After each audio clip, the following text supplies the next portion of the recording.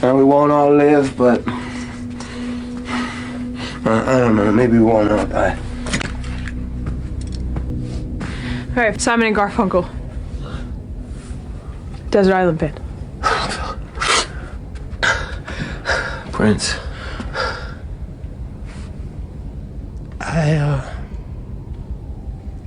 I'm still in Misfits. True school, man. Are we going? Yeah.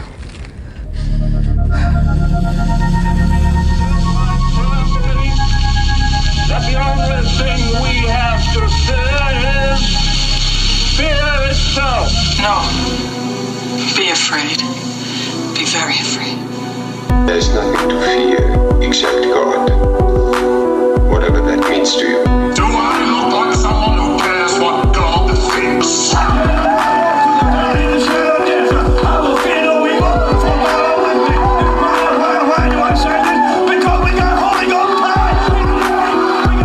You're listening to The Fear of God, a podcast exploring the intersection between Christianity and the horror genre.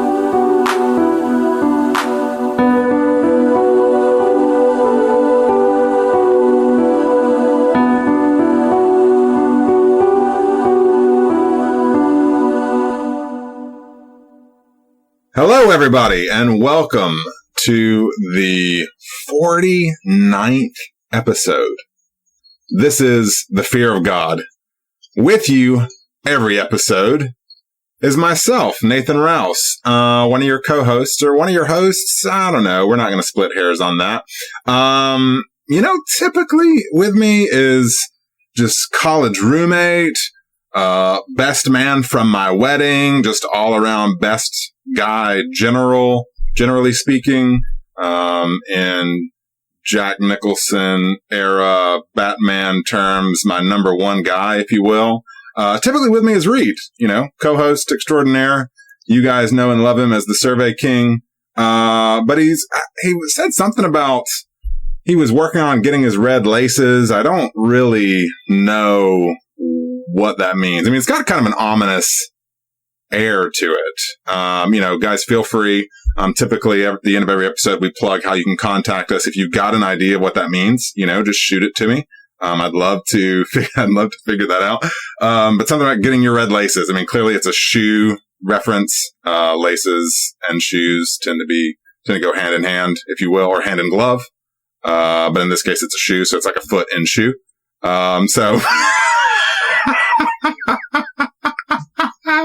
Reed, there you are, and I can't see your feet, so I don't know if you got red laces or not. Well, that was the most bizarre trip to Payless I've ever had in my life. Or if you just got some slippers, Oh my god! You couldn't put me in the band, could you? You had to make me one of the. You couldn't put me one of the guys who's like playing the punk rock. I'm one of the skinheads. You jerk. You are a Nazi. That's the worst. That is the absolute worst. This is really an intervention episode, Reed. I've been meaning to talk to you about, some of your online habits these days. Wow. No, but really, welcome to the episode, Reed. Right.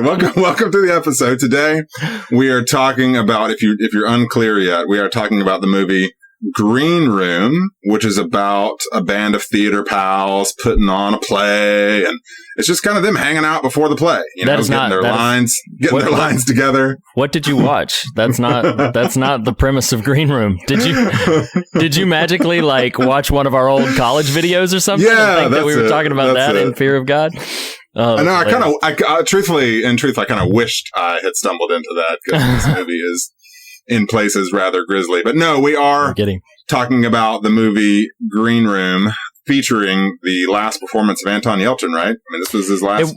It wasn't the last... Go ahead. It wasn't the last performance. It wasn't the last performance. What it was the last film released before he passed away. So it was the last film that he got to see released. And then Star Trek Beyond came after that. And I think he had... There was one other project that I want to say was maybe for television or maybe Netflix or something. There was one other project that was in the works when he passed away that will be released forthcoming, and that will be his official final performance. But yeah, so Green Room was the last last of his films that was released before he passed away. Very untimely death. Dude, yeah, I don't want to spend too much time camping out on that, but I remember reading that and thinking, this is awful. It was terrible. Terrible. What a dread. I mean, it's this freak. You remember it was like a car. Oh yeah, it was accident? just like the Jeep, and the Jeep rolled into him. Yeah, or something? and it was the kind of thing, as sensitively as we can put it. It was the kind of thing where it really is, kind of the definition of a freak accident, because his car was in his driveway. The brake did not hold. It rolled back. It pinned him, and beyond that, I don't know the details of specifics or anything. Sure. But yeah, so tragic, and all reports from people who had worked with him or who had the privilege to, partner alongside of him in film or any creative effort, just had nothing but good things to say about it. Usually when someone dies, they have good things to say in general, but particularly when they die young. But everybody really sang praises about his graciousness, his creative energy, and it really was a tremendous loss. And it was a little bittersweet watching this movie, because this was the first time that I'd seen it since he had passed. I saw it shortly after it was released, and then this was the first time that I was watching it again. It's only my second time seeing it, but it was quite tragic. It's always sad when they die so out of nowhere like that. It's right. Really rough. And sincerely, we can move on past this, but I think what makes it doubly tragic is it's not like he was, to my understanding, some tortured soul or something. It's not like a River Phoenix kind of scenario where you're like, well, it is sad and tragic and unfortunate, but not utterly surprising. This was truly just a really sad, accidental sort of scenario. Yeah. But before we get too far down talking about the movie itself, I do believe you've got a little bit of business to catch us up on. Is that correct? Sure have. Listeners may already be aware of this. You may have already taken it. But if you are not aware, or if you have not taken it, up on our Facebook page, on our Twitter account, which as of this recording, I need to add it to Twitter. But Facebook or Twitter, you will be able to go and find the official hashtag I love the 90s voting survey. It's pretty simple and straightforward. You click on the survey, and each of the nominated films are broken down by year.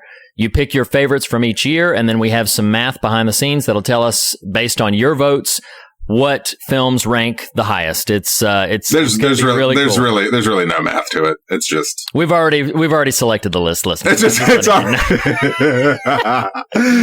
already decided. No, we draw names out of a hat. But sincerely, so it's going to be. I'm really excited. A couple of the votes that have already come in have already started to shake things up in some very interesting and exciting ways that make me really anxious to get to October. But you can go to either Facebook or Twitter to see that. If you are one of our listeners who do not have either a Facebook or a Twitter account, then email us fearofgodpodcast@gmail.com and we'll send you the survey. Pretty easy. Go to Facebook or Twitter, but if you do not have one of those accounts, email us fearofgodpodcast@gmail.com and we'll send you the survey that way. So the voting will be from now until about the 1st of September, when we'll close it down, tally the results, and ramp up for what expects to be, a really, really great October. That's going to be fun. So yeah, I'm already very curious and excited for that series. Can't wait. Oh man, it's going to be a very fun series. There's a number of films on those entries, the yearly entries that are on the survey that I am totally unfamiliar with. So it will be interesting for myself to dive down that particular rabbit hole. Yeah. In a particular bit of podcast business, I wanted to throw an idea at you. So, last week we featured a bit of an out of the box bit of content, bit of programming in Stand by R.E.M. That is not. No, I'm just kidding. No, it was Stand. We were covering 2 songs last week by Eminem, or Eminem. Both Stan and Bad Guy. Seemed to be some really positive response to that episode. I found that one to be the content was surprisingly engaging. So I wanted to submit to you, Reed, ideas for future songs to cover. I can't wait. Just a few I've been mulling. I've wanted to submit them to you for some time. I figure in the company of our friends that there's a little bit of safety in being able to do that here. One would be Nightmare on My Street by DJ Jazzy Jeff and the Fresh Prince. on a scale of 1 to 10, how do you feel about covering Nightmare on My Street? I'm already at 11. This one goes to 11. You're there, see? Exactly. Nightmare on My Street. Oh my gosh. Seriously, So, have you ever heard that song? I have never heard that song Oh, at it's a all. lot of fun. DJ Jazzy Jeff and the Fresh Prince are on my radar, but I have never been delighted by Nightmare on My Street. So yeah. The Monster Mash. Let's get the Monster Mash going. It's a grand old smash. We could have a whole episode on the Monster You want to this? Oh man, this is that I don't even have a response to, because there's a world in which I would try to make that work. Well, no, we should just do, because Stan and Bad Guy have a very direct link to each other already, not just thematically, but of course the artist itself. But, we should just do an all music episode. Yeah. I mean, we've been flirting with a musical episode for some time now. Clearly we have. And so we should just make all the content music based. I'm down. And in unrelated podcast news, so Comic-Con happened last week. Oh, it did. Yes. A lot of interesting stuff coming out of Comic-Con. Yes. So I've been a couple of times. One was around the time of your wedding, of which it is currently, we're in the anniversary season of your wedding. Congratulations to you, my friend. Thank you very much. So Comic-Con is always fun because we get a lot of different... Attending Comic-Con is bonkers. And on one level, I find it fun and always intriguing to consider attempting. On the other hand, I like the fact that I can just sit at home, and absorb all the stuff that's coming online that they throw up onto the internet a day later. Yeah, exactly. But two particular, contenders for most intriguing trailers that came out, one of which was the Thor Ragnarok. Wasn't that a lot of fun? Oh, that was so much fun. Yeah, I'm really excited for everything I've seen about Ragnarok because, I'm kind of meh on the Thor films. Like, I don't dislike them. I would watch them again, but I'm kind of meh on them. They don't come to my mind when I think about my favorite moments in the MCU. But these look so great. They look so much fun. Well, it does feel like they've kind of cracked the code. I mean, I don't know if Thor suffers from that kind of Superman idea of it's just kind of hard for a creator or writers or a group of writers to make him relatable or interesting. Right. But, they have struggled with that with those first two films, but this third one looks really strong. Oh, it looks great. Switching gears, the other, really fascinating for the sake of our typical conversations, trailer that released was, of course, Stranger Things 2. Oh my gosh. That trailer, that I could not even with that trailer. You could not even what? I could not even. Tell me. You just could not even. You fill in the blank. I just could not even. Because whatever it was, it couldn't be done. Because, the trailers come down and I'll pull up the trailer on my phone. But if I'm home, which I usually wait to do this for the big ones I'm excited about. If I'm home, I'll throw it to my TV. And so then, I'm seeing it and I was already on board for the first 3-4 seconds. But then when I don't know if you want to tell everyone who listening to this show has not seen the Stranger Things trailer. So when Thriller started, oh my dear Lord, Nathan, I was just like, this is I can't. They have impressively been able to toe the line between outright fan service and homage. Yeah. You know what I mean? There's a thin line that they walk, but they stay on the right side of it, I think. Well, and I'll adjust that a little bit. I think that they flat out break it sometimes, but I couldn't care less. They do it in such a fun, engaging way I can buy that I'm just like, there are people who would be like, oh, it's so much fan service. I'm like, who cares? I'm a fan. So serve me. I love it. Right. Well, I guess what I'm trying to say is it doesn't feel forced. It feels like it works. It feels like it's organic. Yeah. You've got kids in the 80s. These are the things they would have been into. Yeah, absolutely. As opposed to, I'm not even going to bother with that. I was going to reference an Adam Sandler movie, but they all suck. So why would I do that? They don't all suck. So, right. Well, about 90% of them. But speaking of Stranger Things, so we've got I Love the 90s coming down the line in October. That's going to be a heck of a lot of fun. We're getting some audience participation. I got some good response to that. That's going to be a very engaging series. But what we learned with Springtime for Shyamalan is we love the series here at The Fear of God. We do. You and I have been brainstorming for some time a way to not just pull off series and in fun and engaging ways. But let's be honest, you and I have been talking about Stranger Things and whether and when and if we'll cover it since season 1 premiered. So we are going to announce today on this particular podcast episode, and we'll never announce it. We'll never announce it again, so no one will know, and then it'll just be upon them. But so in October, we've got I Love the 90s, which you're all already aware of. But in honor of this TV show we're talking about, in November, we are going to be doing a series called Stranger Things Giving. Oh, yes. Which we're very proud of. So we will be covering both seasons. Yep. We'll do 4 episodes of podcast featuring 4 episodes of show each. I am stoked. I can't wait, excited. Man. I want it to be tomorrow. Dude, I am so excited for this. I'm so excited. Yes. It's going to be very fun.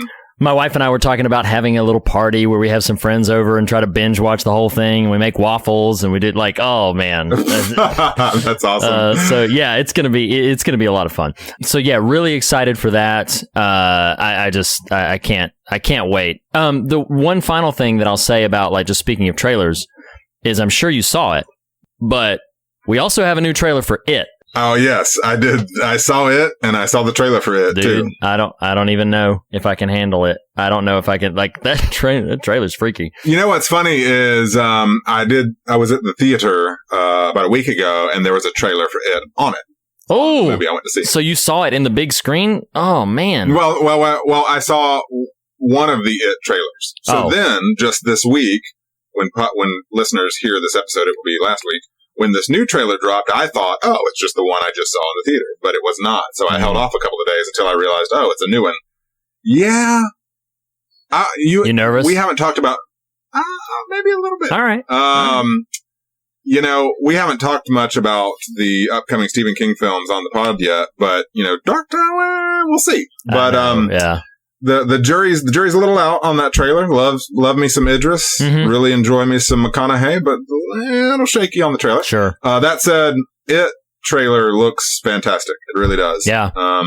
Yeah. I'm interested to know, do you know? Is it confirmed there's a follow-up film that's the adult version? It's funny because the internet is strangely nebulous about that point, but there is... Because there's no adults in that trailer. I mean, that does not seem to be what they're doing with this current film. Well, what can be confirmed is that this version of It will only cover the Losers Club. That's all it is. So I can only presume that they are planning to push forward with a part 2 with the adult version of that.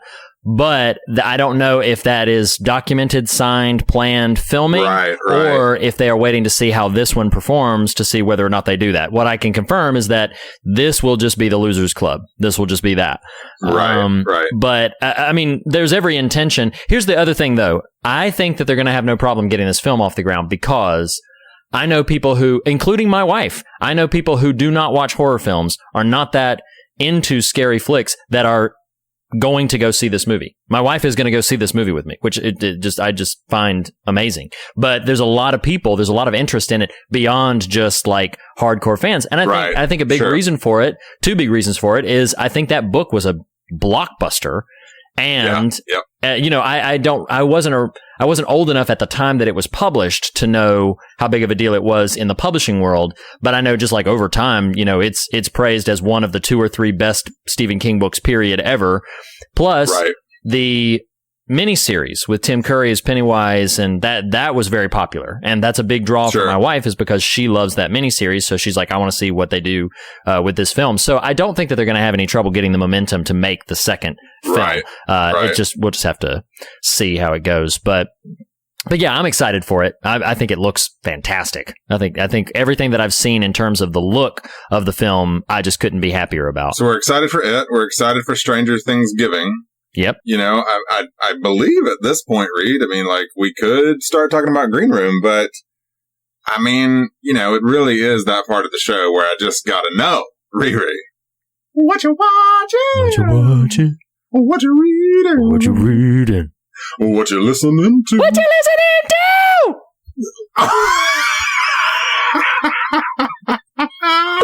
There you go. I would say listeners don't know, but it's probably quite evident that we really don't plan how those are going to come out one episode to the next. So, nope, it's true. It's all spontaneous, all spontaneity. Well, Reed, what's your watching? So in the interest of not belaboring too much before we get to Green Room, because we've already been chatting a while. Belabor. It's us. All right. So, hanging out. All right.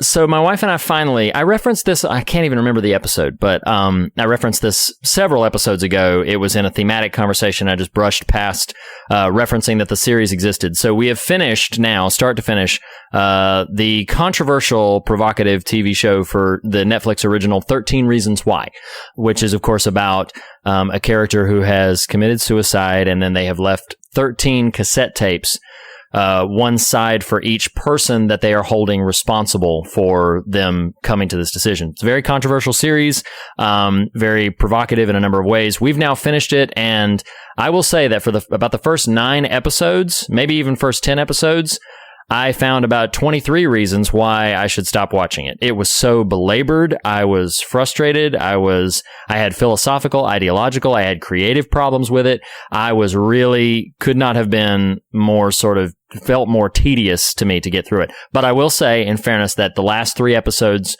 are pretty strong. Now, I don't know if it completely flipped me to where I would recommend the series. I'd have some caveats, but the last 3 episodes. Was the character really alive the whole time? No, I wondered if that was going to happen. That is not the case. That would be awful. That would have been terrible. Yeah. I don't know. I haven't seen it, so I can't. I actually would have felt worse about that if that had been the case. I know. No, they just make a couple of choices that they're a little surprising, and it's not like all of my ideological problems with it went away. If somebody is sort of, wrestling with bullying, struggling with some of the things that the show brings up, but then they stop watching the show, after about 4 or 5 episodes and don't really hear where the show lands and how the show kind of concludes. I still even have some problems with some of the elements of how the show concludes. Like there's some language that I'm kind of bothered by. We don't have to get into that because that's not what the episode's about. But it's one of those things where I am kind of two minds about it, and depending on the challenges that a person has, I may. I don't know that I would recommend the show, but if somebody's very curious, I'm not in a place where I would completely tell them not to watch it, because like I said, the last 3 episodes are pretty strong. But so that's what I've been. But this is a random interjection and criticism. Don't you kind of hate that though about the current Netflix model? It's like, well, there are 13 hour-long episodes. The last 3 are strong. Right. You know what I mean? Oh, yeah. Well, so do I skip ahead and miss all the content or Absolutely. The context? Yeah. And that's one thing, like I will say this. I think that this show particularly, and Netflix has the freedom to do this. They did this with the OA. Like the OA, the first episode is an hour and 10 minutes long, and then there's an episode later in it that's only 30 minutes, So they can play around the formatting. They don't all have to be the same time frame. I think 13 Reasons Why would have benefited greatly from being 7 Reasons Why.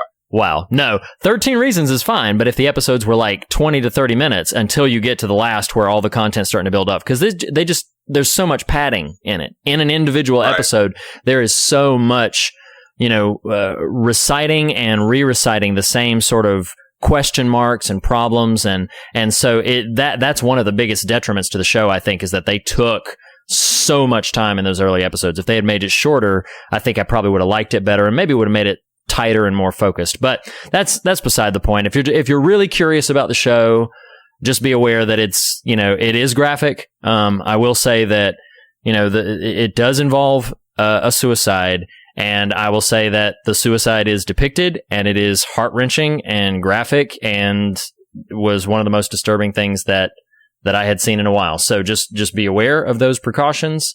But that's what I'm watching. So okay, there you go. I've got 2 answers here.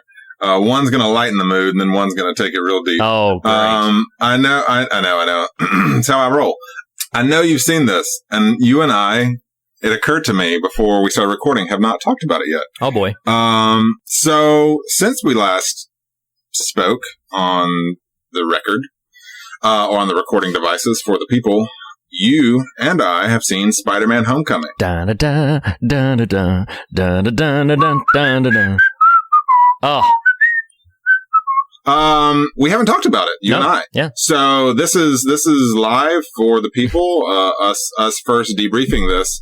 I had, in an unspoilery way, told you a little bit of my input about the movie. What were your reactions? I loved it. I mean, I thought it was fantastic. I was realizing about halfway through it, though, I was saying to myself that I just love Spider-Man stories.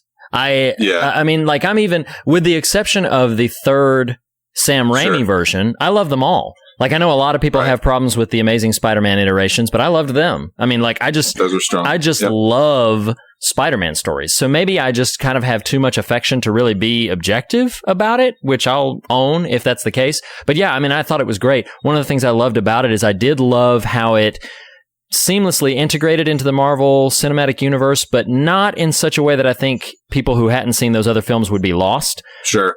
But I did love the fact that it is like a 15-year-old Peter Parker. He's in high school. Right. Couple of things I missed. I missed that there wasn't really any sort of indication of like a Spidey sense. Maybe they didn't need that, but you know, like there wasn't any sort of indication or call out. To it. Right. The other thing is he didn't really feel as wisecracky as he had in some of the other films. You know, there were some funny moments, but they weren't because Peter was cracking a joke. And so like those were the only two sort of little nitpicks, but otherwise I loved it. And I loved Michael Keaton as a Vulture. I loved that. He was great. He was one of my favorite parts of the movie. To set the stage for some of my level of appreciation was, I love how the context here, how low stakes the story was. Oh, sure. It wasn't the world is ending, the galaxy is exploding. It's simply low level kind of crime boss, if you will, versus Spider-Man. Right. And so I really liked it from that standpoint. The bigger and broader stakes can get kind of exhausting. And yes, Keaton was fantastic. I came away from that movie thinking, holy cow, you made one of the most intense scenes in your movie, the two leads in a car. Yeah. And the car was not in motion. Let me rephrase that. The car was not in motion. Nope. They're just sitting there having a conversation. And that was a great scene. That is one of the most tense moments I've been in any action film, any superhero film. That moment right there. And that really is brilliant because they took the stakes where they needed to take them for that story. It was just really compelling. I liked it a lot. Well, and I don't know what your feeling was when this happened, but when Keaton opens the door. Oh, yeah. Spoiler alert, everybody, if you haven't seen Spider-Man yet. Oh. But when Keaton opens the door, and it's so hard to pull this off in this day and age. I love that moment as a viewer of confusion. Yeah. Wait. What's... Because we're conditioned to think, oh my gosh, he's taken hostage his girlfriend and her family. Right. Whereas, nope, it's not exactly that at all. Nope. And so it was a very, very potent script moment there. Yeah, it was sharp. I was very impressed with that. It was very sharp. I thought Tom Holland was great. I'm with you. I was a big fan of the Amazing Spider-Man movies with Garfield, the cat, that is, not the actor. What a crazy diversion that was. Let's cast Garfield the cat as Spider-Man. He's all like, I could swing my web, but I'm just going to sit here and eat this lasagna. Do you know? You joke about an anthropomorphic Spider-Man, but do you know that in Marvel lore there is a Spider-Ham whose alter ego is Peter Porker? Do you know this? That's a real thing. I'm not making that up for the episode. I just can't. You know where it takes me is I thought Simpsons was the only one with Spider Pig. That's the only thing, Oh, no. I wonder if that was referencing that. I don't know. Wow. So yeah, Spider-Man, thumbs up. I greatly enjoyed it. I did have some creative quibbles, but you can ask me about those on social media. My other, what you're watching, reading, doing, or what you're watching, reading. Wow. Right. What you doing? That's just like the new one. That's what it's going to become. Hey, Reed, what you doing? It's just, I'm sitting. Yeah. I'm sitting and I'm talking. At the moment. Last thing, and it's a big one. Oh, boy. But I did just read. I told you a couple of weeks ago, I've been on a reading kick lately. I did brief you on this a bit on the phone a couple of weeks ago, but I did just finish the book, Her Gates Will Never Be Shut, subtitled Hell, Heaven, and the New Jerusalem by one of my new favorite thinkers, theologians, Mr. Brad Jersak. And man, oh my gosh. Yeah. I sent you a few secondary resources of his, but did I tell you that I had listened to them? No. Yeah. No. Yeah, I've heard them by now. Yeah. Okay. Yeah, so I heard. Well, it's a bit nuanced to go into right now. Yeah, but yeah. So for listeners, Her Gates Will Never Be Shut, the book sort of outlines a sort of theological position of what he might call hopeful universalism. This is a deep dive, very quick, and then we're going to hopeful inclusivism. Yes, inclusivism. Yes. Thank you for the correction. Yeah, no problem. Of what he calls hopeful inclusivism, and that's just the notion of, how would you even describe that? It's one of those things where he always balks against if you call him a universalist, or if he gets called out for it. He always balks against. He's like, that is not what I am. What I am is optimistic that there will be a place, and that, as the title of the book said, that her gates will never be shut, that there will always be a path to redemption. And I just took hours and hours and years of theological study and pains of research and put it into a soundbite. That's not fair to him.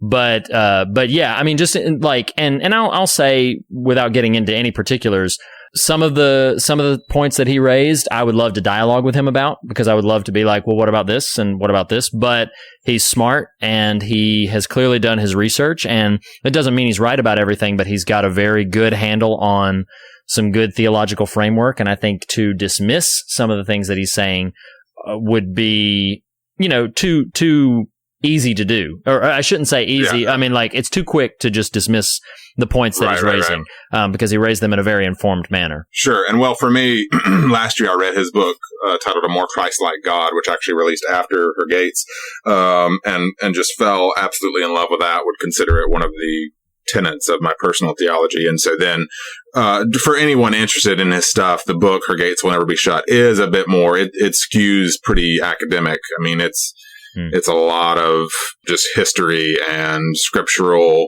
positions and historical positions on the concept of hell and all this sort of, the doctrine of hell rather, and all that sort of stuff. I loved it. I love his conclusions in his own words, and I'll cop them for myself.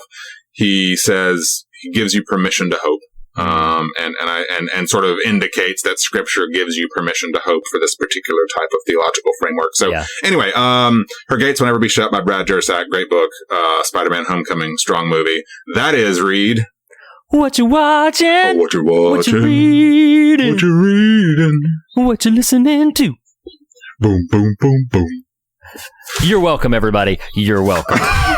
Wow. All right. So speaking of which, great episode, Reed. Great episode, Reed. Is. It's been good talking to you. How are we going to rank this conversation on the David S. Pumpkins meter? Hey, speaking of David S. Pumpkins, we haven't talked about this. Oh, yes. Yeah. He got nominated for an Emmy. He got nominated for an Emmy. Because of us. Our boy. I know. It's because of our promotion of it. That's exactly. The Emmy guys called me, and I was like, yes, please. If we can, if you ever want to see us again, then please, yes, just put it in. And they were like, well, we can't miss your show. So yeah, I mean, it was I was so happy to see that. That was really fun. That was really fun. Anyway, enough diversions, enough rabbit trails. From all the singing, maybe we should be in the Ain't Rights. Maybe we should call them up. Although I don't want to go on tour with them, because things don't tend to go well when they go on tour. They go to some crazy places. So, if you're listening this far, thank you.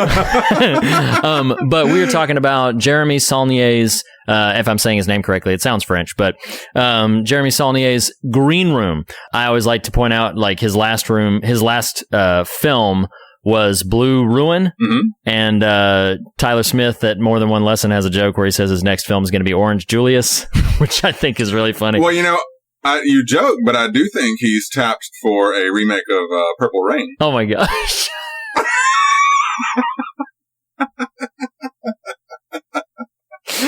Oh man. There you go.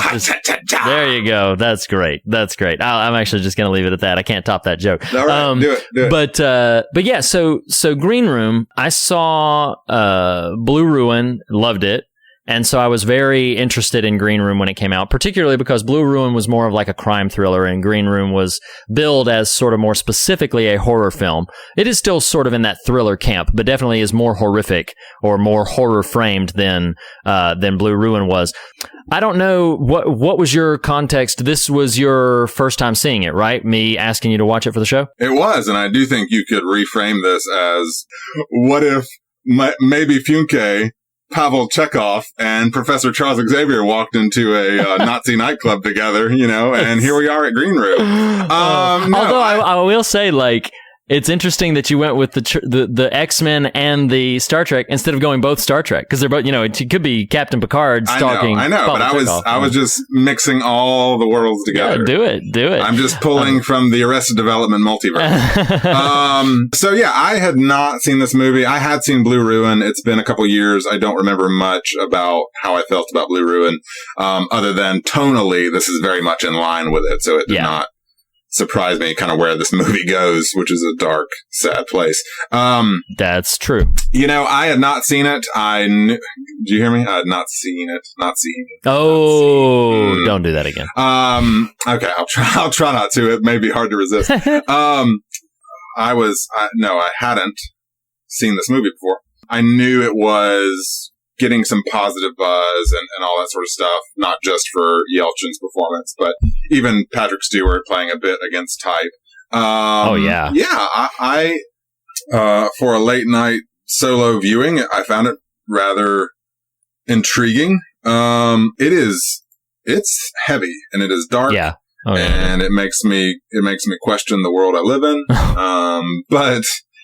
But yeah, so yes, it was enjoyable in those contexts. Sure. What about some trivial bits from you, Reed? Well, and we could actually probably just dive right into likes, dislikes, because I really don't have any trivial bits other than, the fact that when Patrick Stewart read the script, that he was so disturbed by it, he had to lock his doors and pour himself a scotch so that he could calm his nerves. And then after that, I don't know if he contacted the director or his agent or whatever, but he heavily pursued being able to play the role of Darcy because he really wanted that challenge as an actor. And so, yeah, I mean, there's not a ton of trivial bits on this film. It's pretty straightforward. It's, Jeremy Saulnier is a really interesting up-and-coming director, somebody that we're going to be paying a lot of attention to, just because there are some people who say that this film is even better than Blue Ruin. I'm not in that camp, but I did like it a lot. And I don't even know if you caught this because it was like a blink and you'll miss it moment, but do you know what Reese's nickname is? The character Reese? No. His nickname's Riri. They call him that twice, and I was like, oh boy, Riri's in this movie, funny. And things don't go well for him. But yeah, I mean, I don't have a ton of trivial bits. We could get sort of right into likes, dislikes, and speaking of Patrick Stewart, I mean, his charisma and his presence when it's turned in this direction is truly frightening. Like, he's not in the film that much, but his presence looms so heavily over it. It's a really strong performance, which I would have expected nothing less from him. Well, I am not going to disagree with what you're expressing. I will say there was a slight measure of hype attached to this movie, particularly related to his performance. That, hear me, like he's Patrick Stewart. I'm going to toot my own horn here real quick and say I've seen him live on Broadway. So I am a fan. Right. I just did that. I'm a fan. I think he's fantastic. I was thinking about this the other day. He might be in like my top 5 favorite actors. He's just it wouldn't so surprise me. Yeah, he's great. And I think I was just knowing the hype attached to his being in this movie. I think I expected a little more. I don't know what I expected. It wasn't quite what I got in terms of his performance, which is still good and strong, and it's him, right? As a malevolent sort of guy, but he doesn't employ quite the level of like dynamism that I might have been expecting just because of the hype. Interesting, so. And I don't even disagree with that. It was very hyped. And hear me, yeah. I'm not saying that's like the movie's fault. It's just the marketing attached to it. Yeah, it was just very hyped for him to be playing a villain at all. I think there was probably a lot of expectation around it.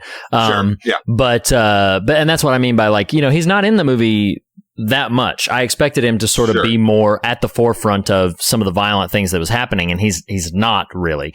He's just sort of more the puppet master. Right. But I did find the performance to be strong. At the same time, oddly as it sounds, it's not very unlike anything that he's ever done.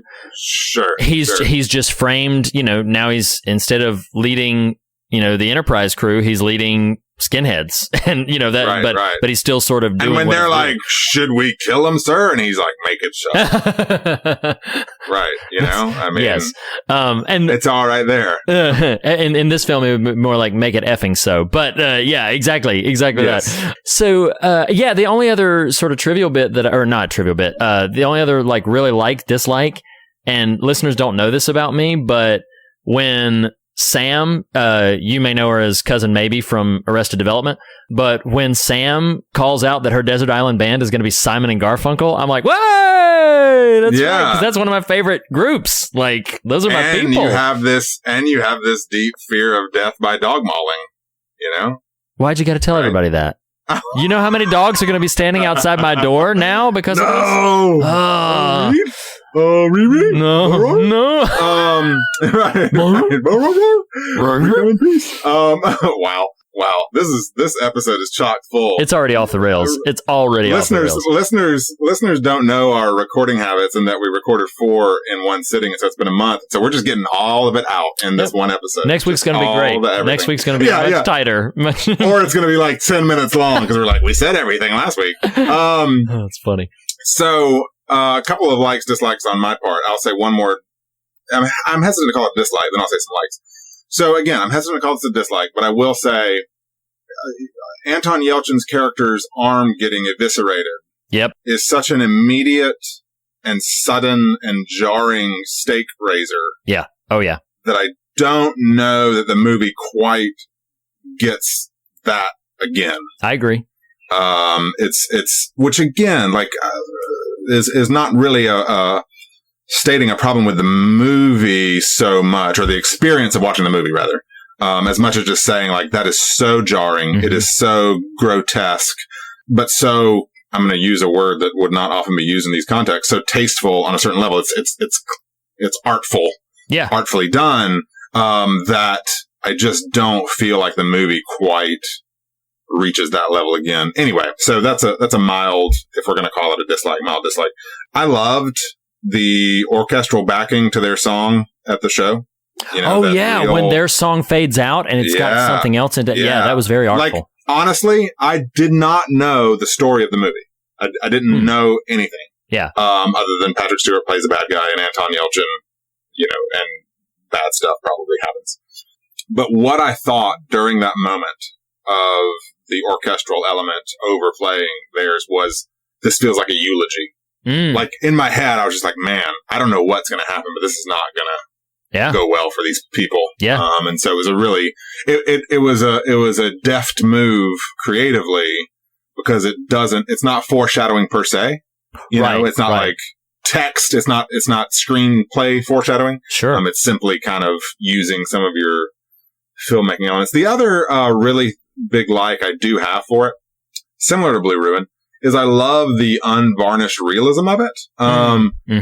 These, the band characters, these are not just like heroes who are going to save the day for each other. Right, These aren't masters of destiny who are going to suddenly come into their own under great, extraordinary circumstances.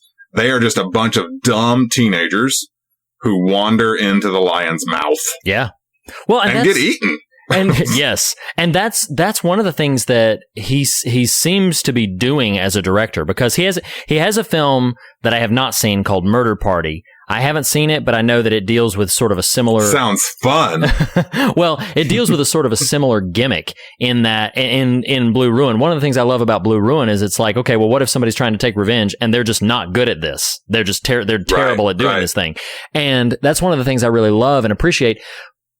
Calling back to an earlier conversation that we had on the show, that listeners may have forgotten by now, my first viewing of 28 Days Later, I didn't love 28 Days Later. I had one big major complaint with it that then went away with further viewings. So the one of the things that I was complaining about the first time that I was watching it is like, this guy's an accountant, and suddenly at the end of the film he's Rambo. Like when the character, gosh, the actor's name is escaping me, the star of 28 Days Later. Cillian Murphy. Yeah. So when Cillian Murphy, who is this just everyday Joe, but at the end of the film, he like is totally stealthing his way through the labyrinth. Right. And that was, I mean, it was a little bit of a nitpick, and that's why I say, like, further viewings, it didn't bother me as bad, and I let that go. But that was one of my big complaints the first time I saw it. In general, I don't like that. When somebody, I have no problem with Liam Neeson taking thing like, hey, I have special ops experience and now I'm coming after you. I got no problem with that. What I got a problem with is you're an average everyday Joe, and it makes it so clear throughout the film that you're an average everyday Joe, but then suddenly the stakes get raised and now you're Rambo. Right. What I love about both Blue Ruin and this film is, like you said, there's a realism to it, but the characters respond in ways that I could see somebody responding. Like, you know, there's at least two characters that, like, when they make their big break, like, oh, now this is the moment when they're going to get, and then just die. Like, that's it. Like, they you know, they break through the door, here we go, and then they're just dead. They're just gone. And it's something that feels a lot more like something that might actually happen, which is a big like for me. I really appreciate that he infuses that understanding into his narrative. Right. And it raises the stakes for me. Well, and to your point, this phrase just came to me that, and I've got to admit, it's been such a long time since I've seen Blue Ruin, I don't remember much about the plot of it, but for Green Room specifically, there's a way in which it feels like, especially Anton Yelchin, and I don't know the actress's name, who's the character that's with him at the end, but her name is Imogen Poots, and I think it's hysterical that... Yeah, Imogen is such a unique name. Yes, that's exactly what it is. That's exactly what it is. Imogen is so unique. Her character's name, though, is Amber. Okay. Well, I love how it's like, I've got the most unique name on the planet. Yep. I'm going to have a character name that's the most straightforward on the planet. Yep. So when Amber and Anton are together, like, there's this way in which it feels like they're figuring survival out. Oh, yeah. You know what I mean? Yeah. They are not survivors. Like, the scene when the two Nazis or whatever they are coming after them in the basement sort of in the cellar thing, where one of them's upstairs and the other's down. Yeah. Well, there's this very much kind of back and forth learning curve that Anton and Imogen, or Yelchin and Poots, if we want to get that out. Yelchin and Poots. There's a band for you. Yeah, Yelchin and Poots, man. I love that album. Imogen again. Wow. But there's very much a sense in which they're figuring it out in a way that's very, very hazardous to their own survival. Oh, yeah. So yeah, I'm with you. I really enjoy that aspect of it. And that heightens that's really, like, the scares that I have are pertaining to that level of tension. There's a couple of jump scares. I also had Anton Yelchin's arm getting eviscerated. Also, when the character Daniel is about to reveal the big... He's the one who originally you think is on the bad guy's side, but then it turns out that he's actually going to leave. He was going to leave with the girl who got killed, that he was going to be a traitor to the skinhead cause. And then he's like, yeah, but we have something. I know where they keep. And before he can even get the words out, like, shotgun blast to the face. And I was like, oh, what in the world? So there's a couple of, like, little jump moments in there, but in general, the scares are all revolving around. They really do a great job of establishing very high stakes very early on. I didn't think any of them were making it out. I didn't think any of them were going to survive. And it was... especially because of the almost casual nature of how they get dispatched. Sure. I mean, this movie is not... That's what I meant a minute ago about...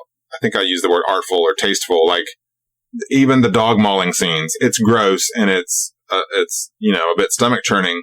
But the way it's shot is not gratuitous whatsoever. No, I agree. Yeah, it's as tasteful as that could be. Right, if you're going to have that in there and have it be realistic. But to your point about the casual nature of them getting dispatched one by one, especially with how easy they are being done so, yeah, it part of me was like, I don't know who's making it out of this. Yeah, I really could have seen it going either way. And even when at the end... Again, we could harp on this for another 10 minutes, but even at the end, when Yelchin's character kind of comes into his own and does what in another film would have been his big Rambo moment, like literally shaves his head and puts on war paint and does all this other stuff, like that would have literally been the Rambo moment. Even then, there's still kind of a clunkiness to it. Even then, there's still, like you talked about, they're figuring out survival. There's still this element that I never once disbelieve that the sequence of events that happened could have happened, that common ordinary people could have experienced this thing to the degree. And this is something that the first time around I was let down by, but this time around I appreciate it all the more because it's in this same bucket, to the degree that when Yelchin and Imogen arrive at the scene where the bad guys are trying to stage the and blame the band for everything that happened. So when they arrive, I remember thinking like, wow, they got the drop on the bad guys like pretty easily. And I remember thinking the first time around like, wow, that was, they just dispatched with these bad guys very easily and quickly. But again, getting to it, it's like none of the people who are doing this are terribly good at this. It's not that they're trained, seasoned killers. They're just sort of clunking their way through it. Even the villains, which again, the second time around, I appreciated so much more. I'm like, yeah, wow, they totally, just because the good guys had the upper hand and they had the element of surprise and they dispatched with the bad guys and we're done. Like that's it. So just that is a major win, I think, for the entire film overall. And I appreciated that a lot more the second time around than I did going into it beforehand. That's really all I had for scares. So the only thing I had was just all I wrote was Anton's arm. Yeah, poor guy, man. That like his hand like barely dangling. It's just yeah. And I remember thinking how smart. So I remember thinking two things. How smart to like duct tape up his arm, because I'm like, well, now it's not going anywhere. Like now, like it's period. He may not be able to use it because nerves and whatever, but now like it's not going anywhere. It's not going to. That's gonna be the Reed Lackey Guide to Medicine, Nerves and Whatever. Like that's your book. You just titled. I got a tummy ache. Should I take Advil or aspirin? It's like, I don't know, nerves or whatever. Just duct tape. Duct tape will fix it. But like so when they put duct tape all around his arm, I was like, okay, well now the wounds are not going to get any worse. But then I was thinking, dear Lord, when he gets to the hospital, they're gonna have to put him to sleep because getting that off of his arm when he's got these open sores and everything, I'm just like, oh dear Lord. But yeah, I mean, that is gruesome, and the film in general is very violent. I don't know if we've really explicitly stated that on this show, but when Poots guts the big guy. Oh yeah, just like one big box disgusting. Cutter up the front. Yeah. It's like she's like, oh, I thought they smelled bad on the outside. That is a different movie. That is a different movie. And then she shoves Anton Yelchin into him. I just want to thank you and apologize to the listeners for the visual that we all have now of poor Anton Yelchin getting shoved into the belly of this with his floppy arm hanging out. No. We're gonna. I don't even. All right, in the spirit of that. Oh, in the spirit of that, are we going to go into themes in the spirit of that? Nerves and whatever. Nerves and whatever. We can. I'll go ahead and lead with themes. I've never really been much into the punk thing. I love music and I love a wide variety of music, but one sort of sub-genre of music that's never really appealed to me on barely any level is like the punk scene. I have a lot of respect for bands like the Stooges. I even like quite a few songs by the Ramones. But like when you get into punk music, I'm just not very much a fan of that style. I never connected much with the movement, with the attitude, with the style of music. I can appreciate and can understand, and have even seen like some documentaries and had some little conversations where I do understand the appeal, and I feel like I kind of get it, but it's just never connected with me personally. But one of the things that I was thinking about is, so the first song that they play before their set gets orchestral or whatever, the first song that they play, Nasty Punks or whatever it's called. Nazi Punks F off. Nazi Punks. So it's Nazi. Yeah, so it's Nazi Punks F off, and that's actually a song by a band called the Dead Kennedys. And so I'm familiar with them. So they are covering this song by the Dead Kennedys, but of course, because the room's full of Nazis, it's making them mad. Right. But there's a line in the song that I thought was really interesting, and it is you'd probably have to have the subtitles on to hear it if you didn't know about this already. But there's a line that says that punk is thinking for yourself. So that's one of the things that they're saying about about the Nazis is like, hey, punk is supposed to be thinking for yourself, having your own mind, having your own connection. And related to that, the film sparks these thoughts in me about the idea of rebellion against establishment. And one of the things that I specifically thought about when I was watching this is I thought this is interesting how sometimes in an effort to rebel against the established order of things, you can, if not diligent in this area, create a different sort of equal and opposite reaction establishment order that then has to be adhered to. And I there's so many places that we could go with this, but I think about how it is possible that the pendulum can swing too far the other direction. So in an effort to kick back against those in power, as it were, it is possible, I think, to have this movement or this subset of thing that you have that is then going to cause a new established order to be created that is just simply counter to the current establishment in power, but is no less rigid, is no less demanding of conformity of its members, is no less objectifying of its people, just maybe framed in a different way, or is no more tolerant of contrary thought in its ranks. And so that was just that was really my major sort of theme, is just this idea of when we rebel, if we do not rebel against and I shouldn't say rebel, I'll say resist, because that's the language right now about, speaking truth to power and going against the established order, that when we resist, if we resist in such a way to where we begin to use the tactics of our enemies, but just framed for our purposes and goals, for our intentions, well, then we're really not doing anything but continuing the war to go on. Right. We have to do something if we want to exact change. We're going to have to do something dramatically different. We're going to have to do something punk.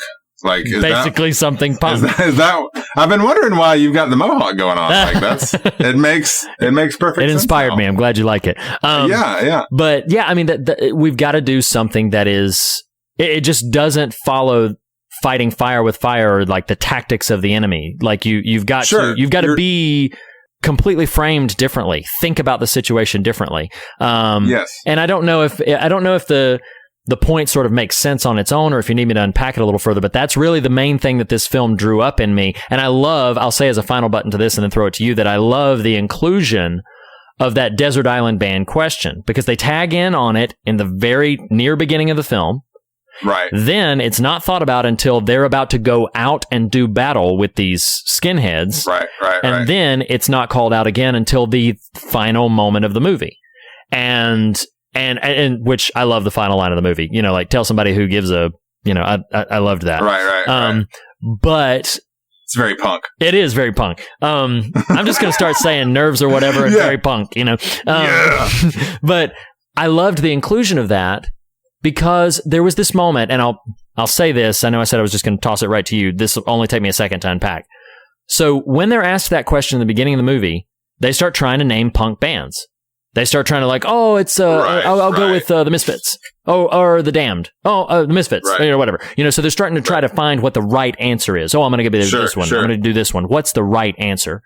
And then I love it when the character Sam, as they're walking out, she's like, "Screw it, Desert Island Band, Simon and Garfunkel." Like that's who I. And then Reese is like, the real, right. And Reese is like, "Mine's Prince."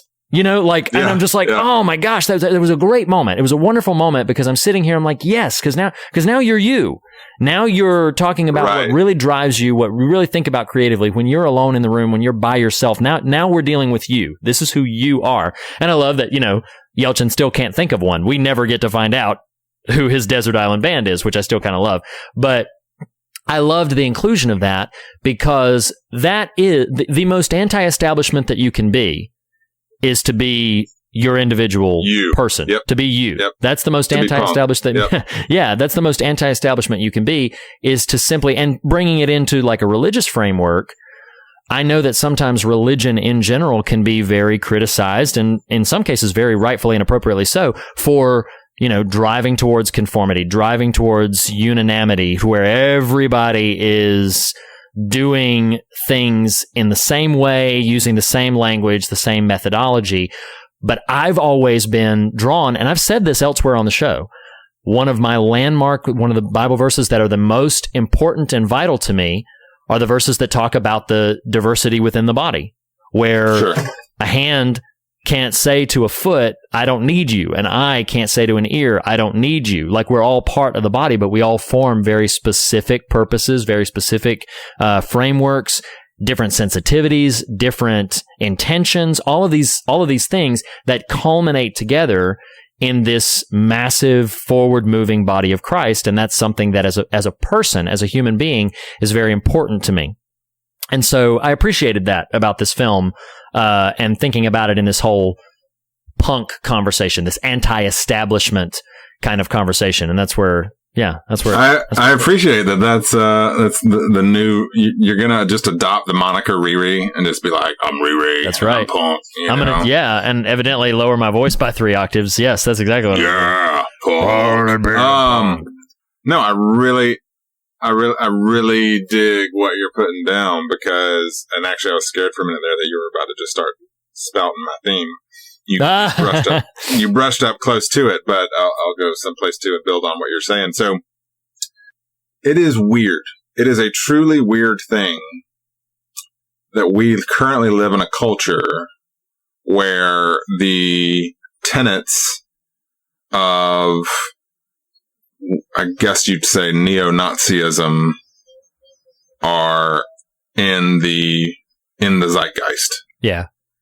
And all, it is not socially acceptable, quote unquote, but it is flirting with at least popularity. You know what I mean? Mm.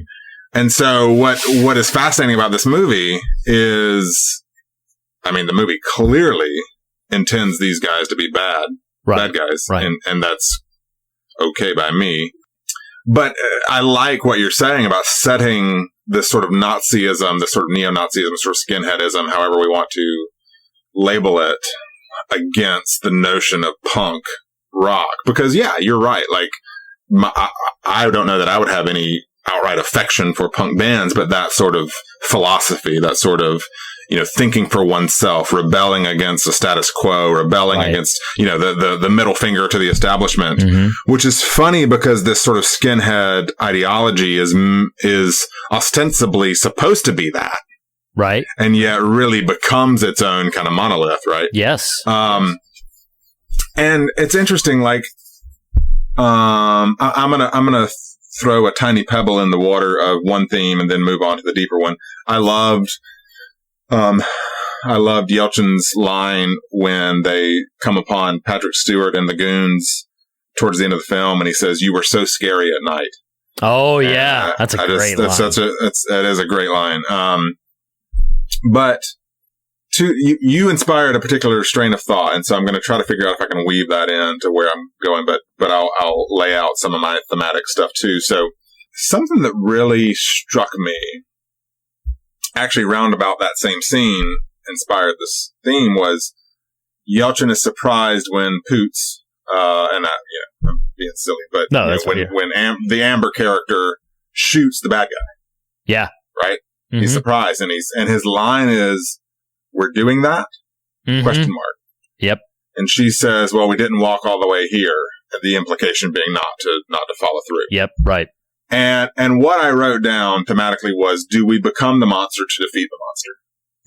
And interesting. And I mean, this is putting a punctuation mark, or at least emboldening sort of, I think, what you were scratching at. Like, what happens when you do start to fight fire with fire? Like, what do we become? And where this took me, I'm gonna unplug from the content of the movie while still tracking with the thematic stuff. So there is a popular blogger in the sort of progressive Christian movement, which I would more or less categorize myself as, more or less, who probably about a year and a half ago, if you'd said this guy's name, I'm not going to use his name because I'm going to get to a place of different than maybe just pure promoting. Where if you'd said his name, I'd be like, yeah, that guy. Like, yes, we are solidarity. We are progressive brothers in Christ, that sort of idea. Right. And man, he has exploded on the blogosphere. I mean, celebrity retweets, or at least minor celebrities, you know. Oh, yeah. People who whose names about. you'd recognize. Yeah. And there's a way in which he'll blog every now and then, and I love it. I love the things he has to say. But something happens when your rise is that meteoric, that energy becomes intoxicating. Mm-hmm. And to draw a real clear line here, he is unquestionably sort of anti the current administration, like, you know, just unabashedly, unapologetically, which, you know, anyone listening to this for 3 weeks in a row would be like, well, Nathan, you're sort of that too, but I'm getting somewhere with this rabbit trail.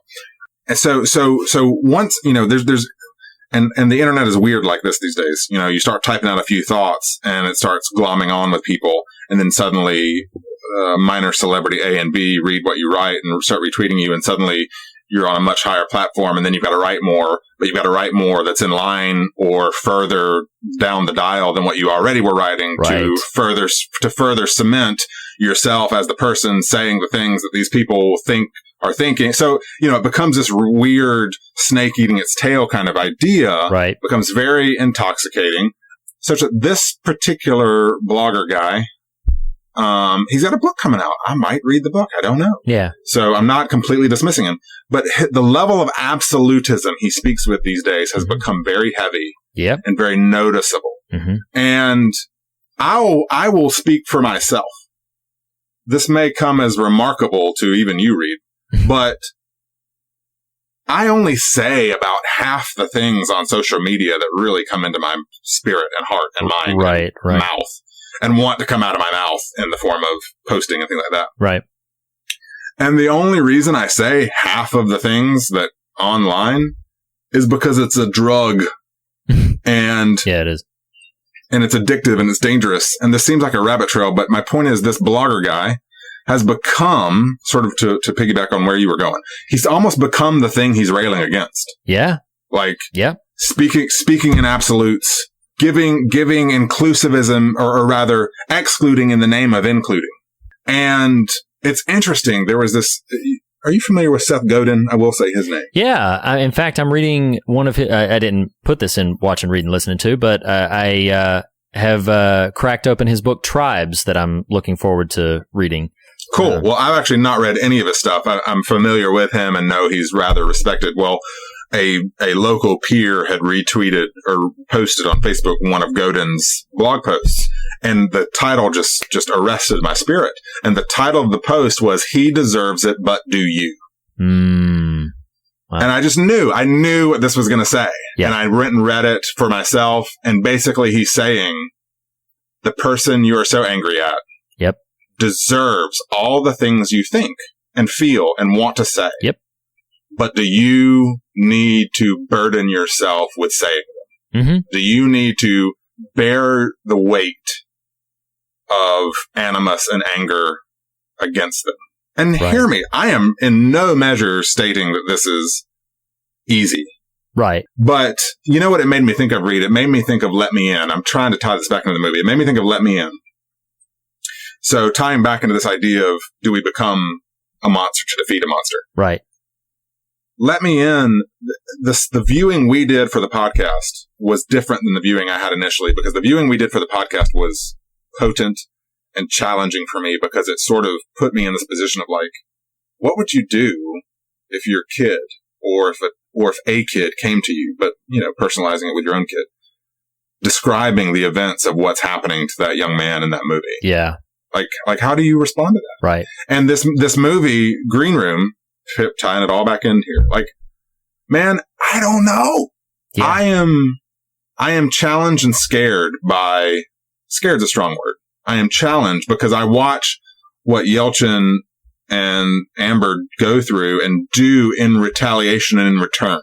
Right. And there are hear me, I think in the world that exists right now in this country, and people will turn us off maybe after I say this, there are few more easy villains than Donald Trump. he is a jackass and is undeserving of the position he holds. And I don't even mean that from an electoral politics standpoint. I mean purely from a character integrity standpoint. No, I hear you. But what happens when I become the arbiter of his downfall? Like, right. when I make it my crusade. Now hear me. Anyone who's listened to this again for a few episodes knows I won't hesitate to take a shot because I do think it's merited. But I am measured in how much energy I spend doing that and investing in this idea. And this movie challenges me because I watch what happens to these characters and I think, I would want to survive. Yeah. I get it. I get the impulse. But I think the Yelchin character is right to have a question mark the whole time and say, I just don't know. You know, like, I want to survive. I want to live. I want to see the next day. But what does that mean in the face of, in this movie, as it is in the real world? What does it mean in the face of actual violence against you and threat against you? You know what I mean? Right. Yeah. And, I don't know. I know that seems maybe circuitous and a bit labyrinthine to get to, but it just really kind of stirred up some of that, like, in the face of actual, real, literal threats to your person. Sure. Well, and it's, you know, and to your way of life and to your lifestyle and, you know, how I think, I'm sorry to cut you off. No, you're fine. You know, of, you know, how tightly do we hold what we know and what we have? Right. I think is sort of the question. Sure. And I think too, at some point, and it's something that I have said before about the way that I speak about Scripture, because I used to be the guy who would defend Scripture left and right. Well, that's the Word of God. Well, that's this, and I would be the guy who would go to intellectual combat with you about, like, well, this Scripture, that Scripture. I hold deep convictions. It still grates on me when people say, like, that the Scriptures contradict themselves and that there are certain sort of trigger buttons or trigger statements that people could make that something rises in me that I want to say, like, so let's sit down for a second and I'd like to point a few things out to you, or blah, blah, blah, blah, blah. A little bit of that is intellectual snobbery on my part, but one of the reasons that I don't specifically is because I came to a realization, I want to say 9-10 years ago, maybe it wasn't even that long, but I came to a realization where I say, wait, the Scriptures don't need my help. Like, I need theirs. I need their help. The Scriptures don't need me to stand up, rise up, and defend them. I need them. And what I mean by that in response to what you're saying is I think there can be a way in which our constructs become what we lean upon. Like, if I don't have this, I don't have anything. If I'm not a dyed-in-the-wool liberal Democrat, I'm not anything. If I'm not a diehard conservative Bible-toting, you know, gun-yielding Republican, I'm not anything. I'm not anything. If I'm not a, you know, evangelical fundamentalist Christian, I'm not anything. If I'm not punk, I'm not anything. If I'm not this, then if I'm not this, and so I think that there can be a way where we lose ourselves into the construct, into the platform that we have put forth for ourselves. Nice Eminem reference, by the way. There you go. But one of the things so I'll bring in the Scripture possibly as a way to wind down, but also because this feeds into what I'm going with this. So the Scripture that I had for this, I initially thought, man, I'm going to have to do some explanation about this, but it feels right in line with what we've been talking about. Isaiah chapter 30, verses 1 through 3. It says this. It says, "Woe to the obstinate children." Now, obstinate there could mean rebellious. Sometimes it's translated rebellion. Sometimes it's translated obstinance. But woe to the obstinate children, declares the Lord, to those who carry out plans that are not mine, forming an alliance, but not by my Spirit, heaping sin upon sin, who go down to Egypt without consulting me, who look for help to Pharaoh's protection, to Egypt's shade for refuge. But Pharaoh's protection will be to your shame. Egypt's shade will bring you disgrace. What I mean from that, coming out of that and connecting it back to this Scripture, is it echoed around in my heart just so profoundly, this carrying out plans that are not mine, forming alliances, but not by my spirit, going down to Egypt without consulting me. It's like, well, at a certain point, we really kind of, I know that the word of God says this. I know the Bible says this. I know that Christians are supposed to do this. But at a certain point, we need to live in America. And at a certain point, we need to blah, blah, blah. That kind of logic. At a certain point, this other thing is, for a moment, for a season, this other thing is more important. For a moment, for a season, and by the way, if listeners can't tell, I'm calling that out as wrong. I'm calling that idea out as wrong. When you say like, yes, I know we're supposed to be this. I know we're supposed to do this, but this is more important right now. To which I would say, you're just like the enemy. You're doing simply from the opposite spectrum exactly what. There is nothing in my way of thinking. There is nothing that the enemy would love more than for some to be on the left, for some to be on the right, but them to sound just like each other, with the same attitude, with the same deceptions, with the same illusions and myths and methodologies, but just one person's touting for this, the other person's touting for that, and everybody's divided. That is what I believe in my theological construct that the enemy would desire for the church and for people to be in, rather than in a posture of reconciliation where we come together and say, hey, I kind of see it a little bit more this way. You kind of see it a little bit more that way. What can we do by, come now and let us reason together? What can we discuss and what can we get to that's going to, formulate the common goal? Now, tying it very explicitly back into Green Room is, if punk is really thinking for yourself, then there's no mandate on what punk means. Like, I remember hearing this about. Do you know the band? You know the band Green Day, which is a punk band. Sure. Yeah. But they had a song called It's called Good Riddance, but it's called Time of Your Life is how most people know it. A very acoustic, very soft key, low key song, and I remember in the deep, distant recesses of my memory banks, I remember an interview that the man, oh gosh, listeners are going to hate me, but I cannot recall the lead singer's name, Billy Joe something. Billy Joe Armstrong. Oh, Billy Joe Armstrong. So Billy Joe Armstrong had done an interview, and they were like, I'm punk, Reed, by the way. There you go. Clearly you are. But he had done an interview, and they said, why would you do a song like that? And he said, I'm punk. In that moment, that's the most punk thing I can do, is to put a low-key acoustic ballad on my punk album. That's awesome. And I was like, hey, because that's it. It's about, I'm going to operate in the system that is the truest uniformity to how I'm designed, to how I'm framed. Now, that doesn't mean that you hold the keys of truth and that you can't be challenged. I'm not saying any of that. I'm talking about understand yourself, know how you were framed, know what you are about. And if you're a Christian, if you're framed towards that, then seek the Lord for his desire specific to you and stop trying to be all of the other things that you see other people being. Stop trying to be that other movement. Just be that. It's like I've told people countless times, yeah, sure, we can, praise or escalate the megachurch pastors, or we can praise and escalate the people who are feeding the homeless in Africa. We can praise and escalate all of that. But if you have a gift for accounting, and you feel like you're no less valuable to the kingdom, you're no less valuable than by simply doing what it is that you're framed to do. And if that's punk, then maybe he's called us all to be punks, because the bottom line is that there is no person, that the Lord is not a respecter of persons. He ministered to the people who were in the lowly states, the people who were outcasts, and then he also shared John 3:16 with a Pharisee. Yes, he ridiculed the Pharisees forever, and he called out the Pharisees and the religious elite, but it was to a Pharisee that he said, for God so loved the world that he gave his only son. That's what he was all about, is just about dealing with the person. And if we want to really be anti-establishment, if we really want to be kingdom-minded, that's how we have to frame ourselves. Look at the person, look at ourselves, and recognize the individual diversity that makes up the body, not try to make everybody like everybody else. Mic drop. Not that that's really a mic drop moment, but I'm done. I'm spent.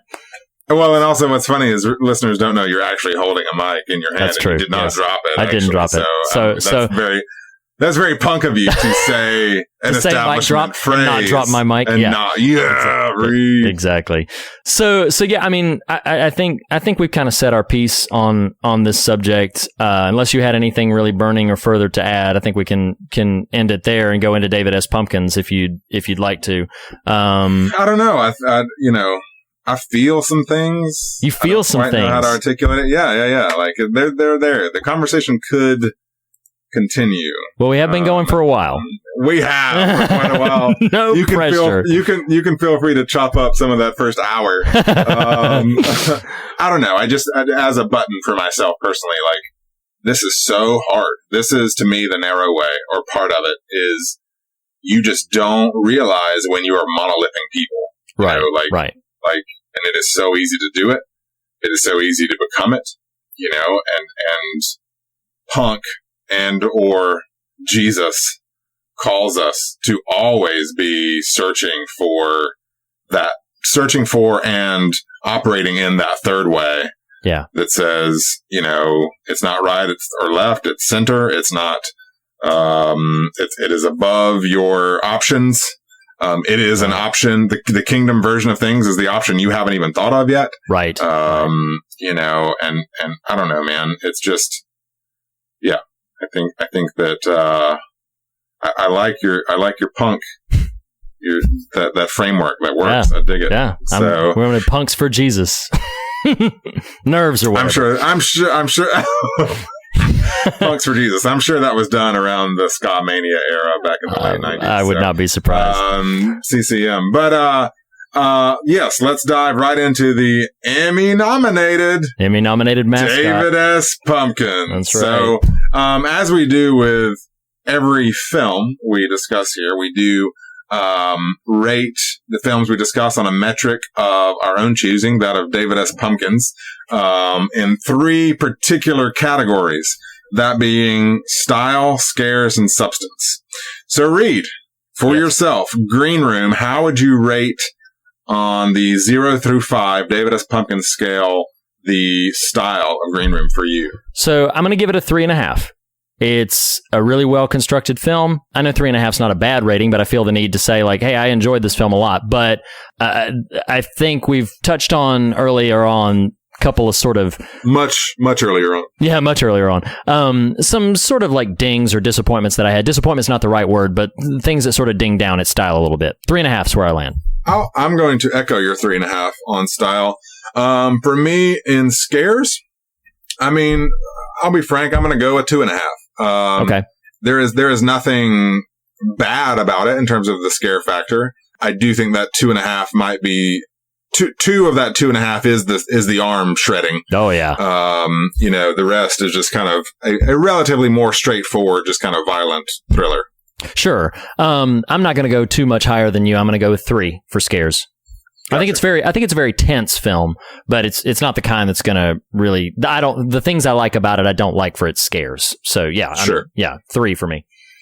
And then what about substance for you? For substance, this was a tough one for me because as you can tell, it sparked quite a few things that I really admired a lot. But as we've differentiated before, some of that is what we bring to the film, and some of it's the text of the film itself. In this case, I think it's more sort of what I brought to it. So I'm going to land on 3.5 for substance as well.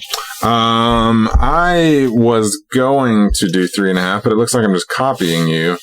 So I'll do it anyway because that's punk. To make it look like I'm not going to copy you, and then to copy you. That's right. So I'm going to go 3.5. I'm going to go 3.5 on substance as well. Yep. All right. So that brings us to the fact that we give Green Room official Fear of God David S. Pumpkins rating 6.5 out of 10. David S. Pumpkins. It's not too shabby. That's not a shabby rating at all.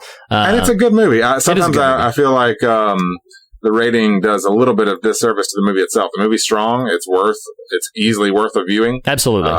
Absolutely. I don't think any of that is reflective of disliking the movie itself.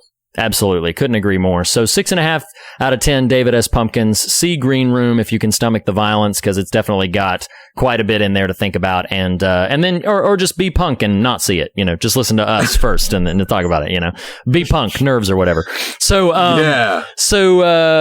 as we say on every episode, the fear of God is the beginning of wisdom, but it is not the end of the conversation. And you can continue this conversation and a variety of others in a number of ways. Easiest and fastest way is to reach out to us on Twitter. Nathan, what is our Twitter handle?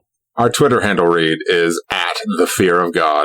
You can also like us on Facebook. You can post there or comment on one of our posts. There's a link to that through Twitter.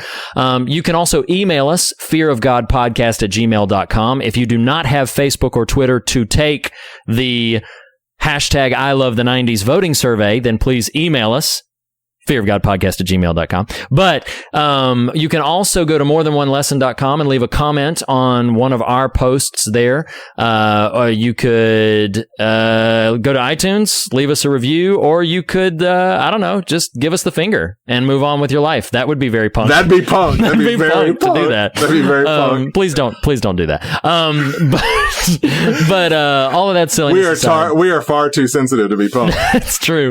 All that silliness aside, I'm on Twitter @Reed Lackey. Nathan, where are you on Twitter? @TheNathanRouse. And we would love to hear from you. We've got some great listeners. We've already had some great conversations. We adore you all, and we thank you very much for listening. Nathan, thanks so much for having this conversation with me, man. I appreciate it. Yeah, man. Enjoyed it. We look forward to hearing from you guys, and we will be with you next week, Reed, as we discuss... Sadly, because of the passing of George Romero, but delightfully because of the film, we're going to be talking about The Night of the Living Dead. More on that next week. We'll see you then, guys. See you then.